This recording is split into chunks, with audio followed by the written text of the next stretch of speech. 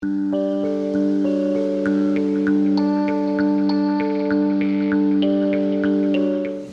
allons, dans cette deuxième séquence, entrer dans le vif du sujet. Il me semble important qu'on regarde le déroulé d'un exercice de contrôle citoyen. Et donc, je vous propose de regarder 3 cas. Deux qui concernent l'évaluation citoyenne d'une institution publique en particulier, qui est le Parlement.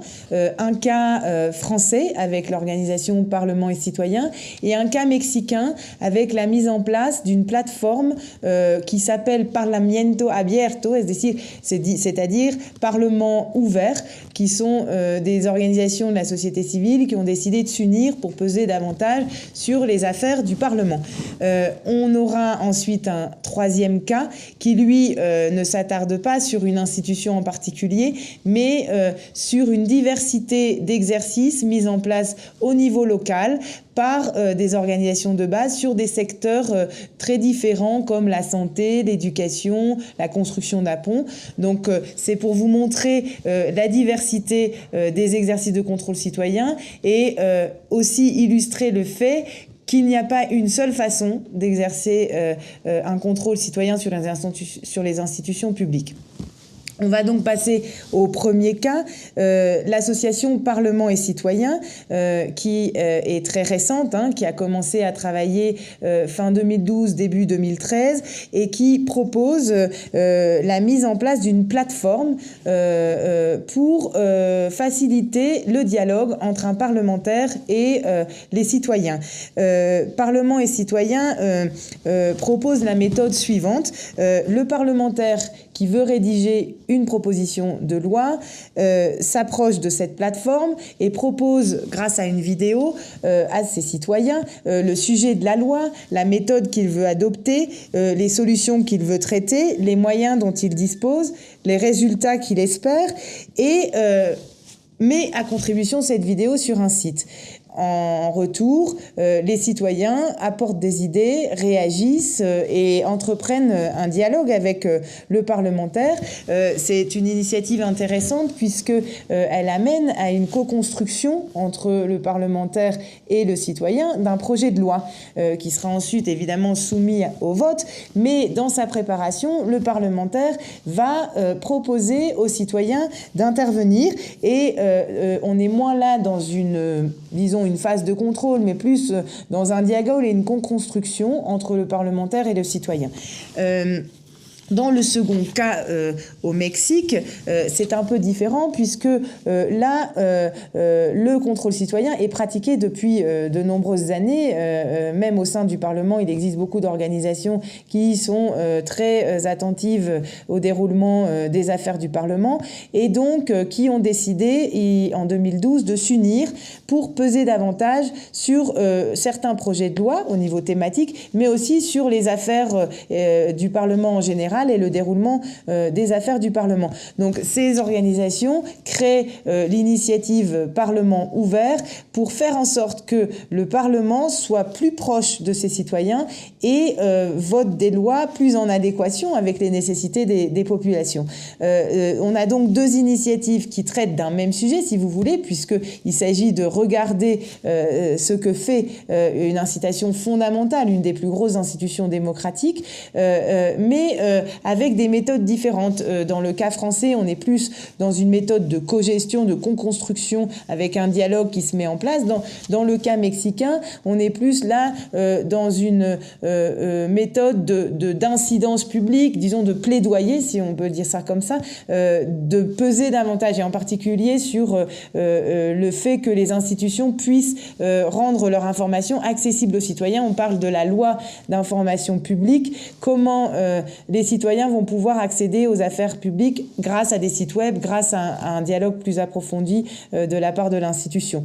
Donc, ce qu'on remarque dans ces 2 initiatives, c'est que même si elles sont lieu dans des contextes différents, et là je le rappelle, en France, les initiatives de contrôle citoyen sont très récentes pour beaucoup de raisons, mais en particulier une forte présence de l'État, qui n'est pas le cas en Amérique latine où l'État était dans beaucoup de régions assez absent, et c'est ce qui a provoqué du coup un investissement plus important des citoyens.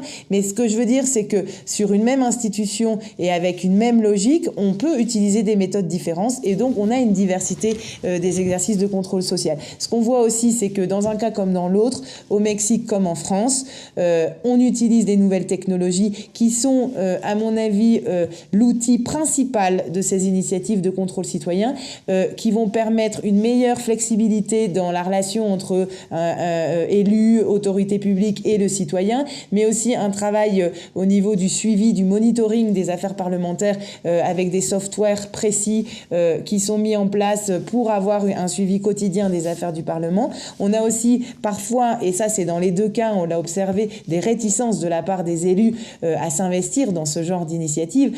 Parlement et citoyens a réussi à convaincre 6 parlementaires, ce qui n'est pas énorme.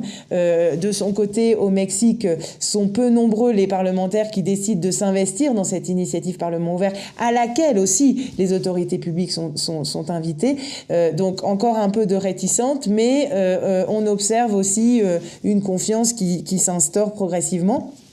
On a aussi, dans le cas français, une donnée très intéressante qui est le nombre de visites du site de Parlement et Citoyens. On a 12 000 visites, je crois que c'était en un mois, à partir d'une proposition d'un parlementaire. Je pense que c'est un chiffre à prendre en compte dans la mesure où les citoyens sont peu habitués à ce qu'on les consulte, notamment en France, et peu habitués à ce qu'on leur propose une plateforme de dialogue avec leurs députés.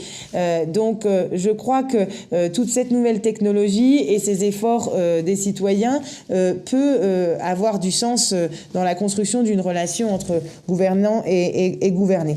Alors voyons maintenant le troisième cas qui est un peu différent des deux autres puisque il s'agit d'un fonds de financement d'organisations de base dans les quartiers populaires en général qui ont peu d'accès à l'éducation, peu d'accès à la santé et qui va permettre à des groupes de citoyens de s'investir dans les affaires publiques et d'essayer de peser sur différents sujets qui concernent leur vie territoriale. Donc on a par exemple à Medellín, qui est une grande ville en Colombie,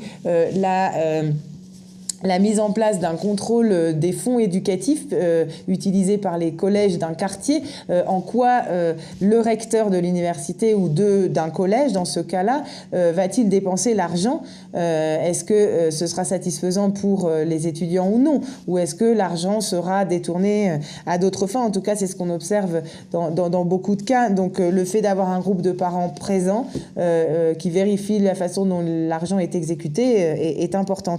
On a aussi un autre cas sur la côte Caraïbe d'un groupe de femmes qui, elles, vont contrôler les dépenses, l'accès à la santé. Donc l'accès à l'hôpital, l'accès aux services des urgences, l'accueil qui sera fait aux malades. Donc tout un processus qui a été mené là par un groupe de femmes. On a ensuite l'association des conseils de quartier dans le nord de la Colombie sur la construction d'un gazéoduc. Comment les citoyens vont-ils peser sur la façon dont va être construit le pont et là des relations avec différentes organisations. Donc en fait, on remarque que le contrôle citoyen peut se faire sur des secteurs très très variés. Diversité des thèmes, le secteur éducatif, le secteur santé, le secteur travaux, mais aussi diversité des acteurs contrôlés. On a 2 cas qui contrôlent l'institution du Parlement, mais là, dans le cas de la Colombie, on contrôle un hôpital, on contrôle un collège, donc il s'agit d'un dialogue très différent d'une institution à l'autre. On a aussi une diversité des acteurs qui contrôlent. On a une organisation professionnelle au Mexique, même chose en France. En revanche, dans le cas du fonds de contrôle social, on s'intéresse plus à des organisations de base, c'est-à-dire de groupes de citoyens à l'échelle d'un quartier. Et les niveaux de contrôle, évidemment, vont varier d'un exercice à l'autre, puisqu'on a un contrôle local, très local au niveau d'un quartier, ou un contrôle national. Néanmoins, on note des points communs au sein de ces organisations et au sein de ces exercices. Des points communs, c'est d'abord dans l'objectif, la quête d'une action publique plus efficace, plus légitime et plus en adéquation avec la loi, mais aussi des outils communs comme la mise en place de plateformes technologiques, de software spécialisés, de monitoring, de relais avec les médias de communication, et puis un objectif, encore une fois, commun, qui est d'informer, d'alerter le citoyen avec l'utilisation des médias de communication pour que leur action soit mise en valeur et surtout reprise par d'autres citoyens. Voilà en ce qui concerne le déroulé précis d'un exercice de contrôle citoyen. Je vous propose dans la séance qui suit, dans notre troisième séance, de nous attarder sur la perception de l'acteur contrôlé et j'ai choisi de m'intéresser à l'institution publique locale.